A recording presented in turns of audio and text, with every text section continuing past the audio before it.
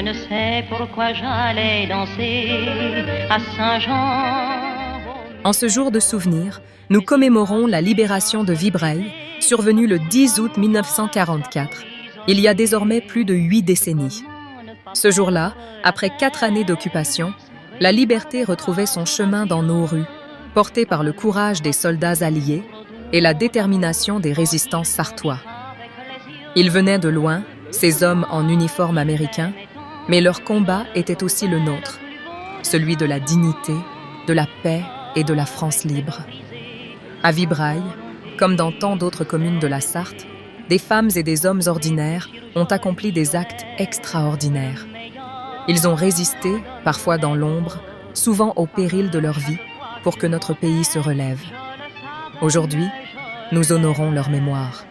Comment ne pas perdre la tête, serré par des bras audacieux, car l'on croit toujours aux doux mots d'amour quand ils sont dits avec les yeux.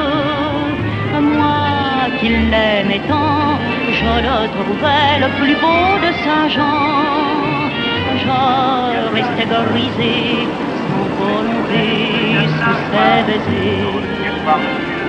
Il y a de la joie, et du soleil dans les ruelles, il y a de la joie, Mais hélas, à Saint-Jean comme ailleurs, un serment n'est qu'un leurre. J'étais folle de croire au bonheur et de vouloir garder son cœur. Comment ne pas perdre la tête, serré par des bras audacieux, car l'on croit toujours aux doux mots d'amour quand ils sont dits avec les yeux. Moi qui l'aimais tant, mon bel amour, mon amant de Saint-Jean, il ne m'aime plus, c'est du passé, n'en parlons plus.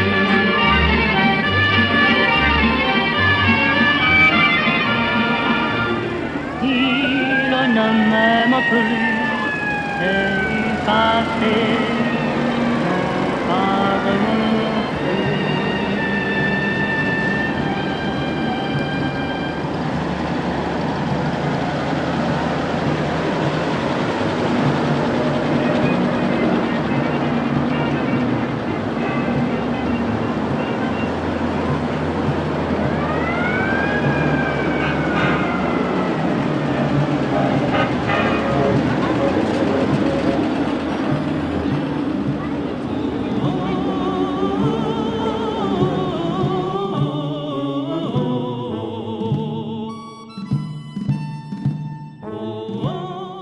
Après le débarquement en Normandie le 6 juin 1944, les troupes alliées progressent vers le sud et l'est.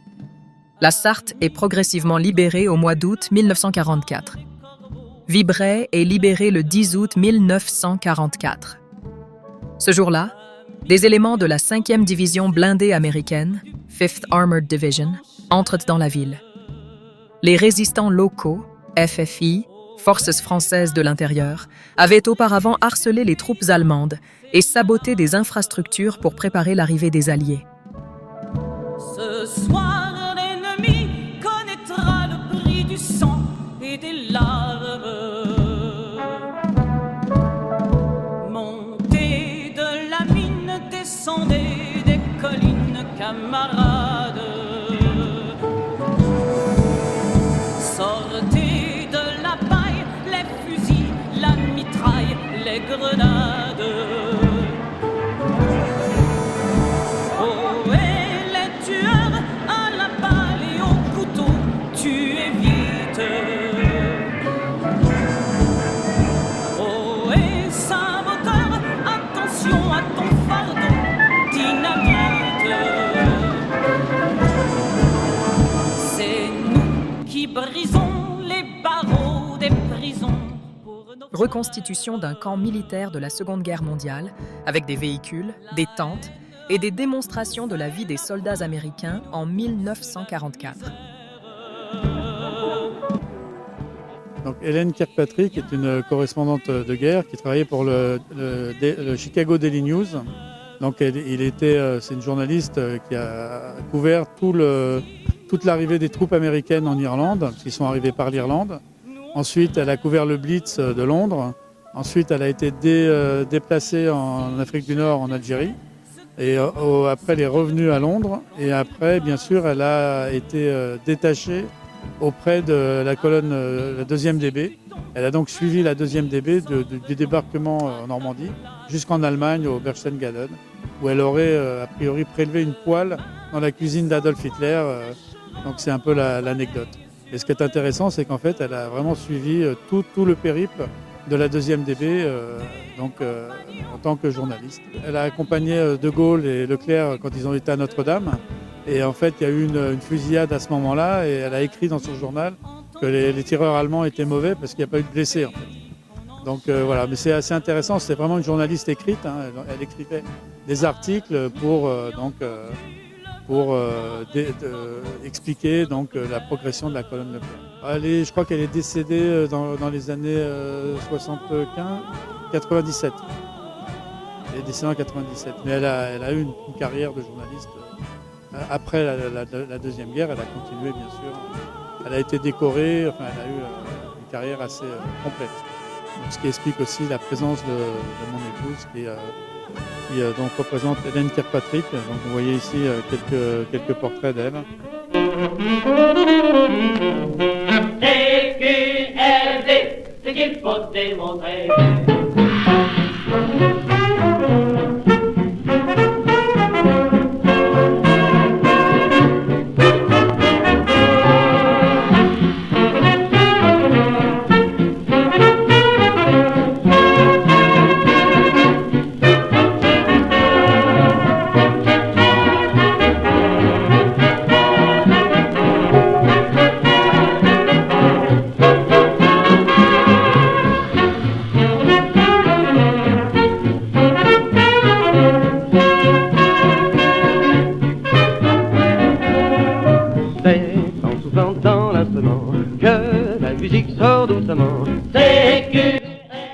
Alors là, je peux vous présenter ce qu'on appelle un aid station.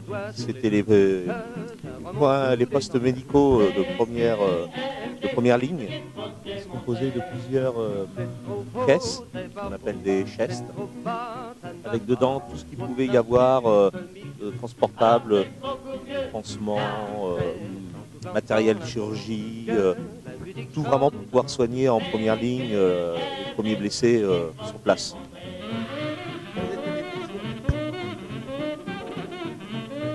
La plupart des premières blessures, c'est par balle ou des fractures ou des éclats de shrapnel, différents types de blessures qui pouvaient être soignées sur place. Non, c'est le médecin le chirurgien qui est là. Les opérations, ça se passait comme on pouvait faire sur le moment, c'est-à-dire que on installait le patient, on mettait les outils à disposition et puis on faisait comme on pouvait. En première ligne, on se débrouillait avec le matériel qui était à disposition, la first aid, etc. Et après, si c'était plus grave, on envoyait derrière et c'était les chirurgiens qui s'en occupaient.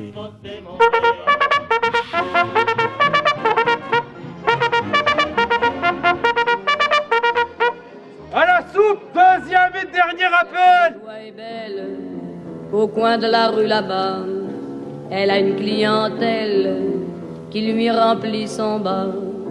Quand son boulot s'achève, elle s'en va à son tour chercher un peu de rêve dans un bal du faubourg. Son homme est un artiste, c'est un drôle de petit gars, un accordéoniste qui sait jouer la java. Elle écoute la java, mais elle ne la danse pas, elle ne regarde même pas la piste.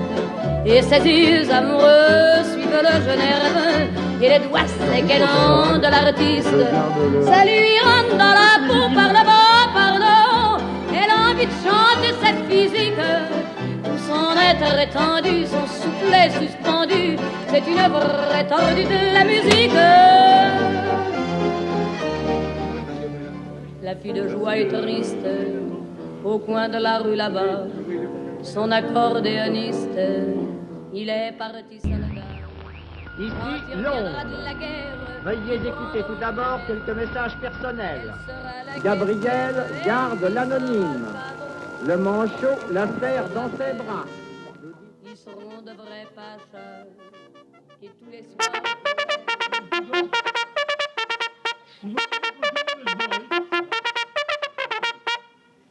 Rassemblement des parrains pour présentation du matériel.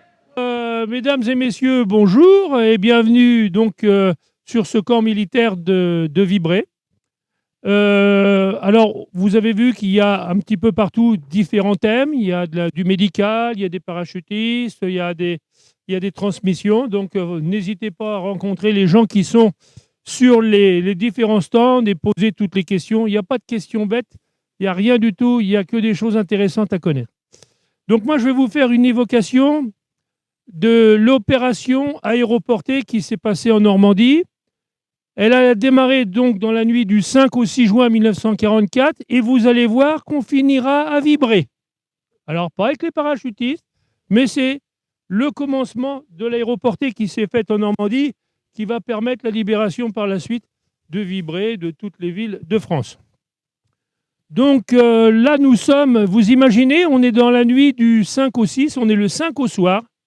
On est sur des terrains de campagne, des terrains vraiment de campagne, c'est-à-dire des terrains en herbe, où sont garés tous les avions qui vont emmener les parachutistes pour l'assaut de l'opération Overlord.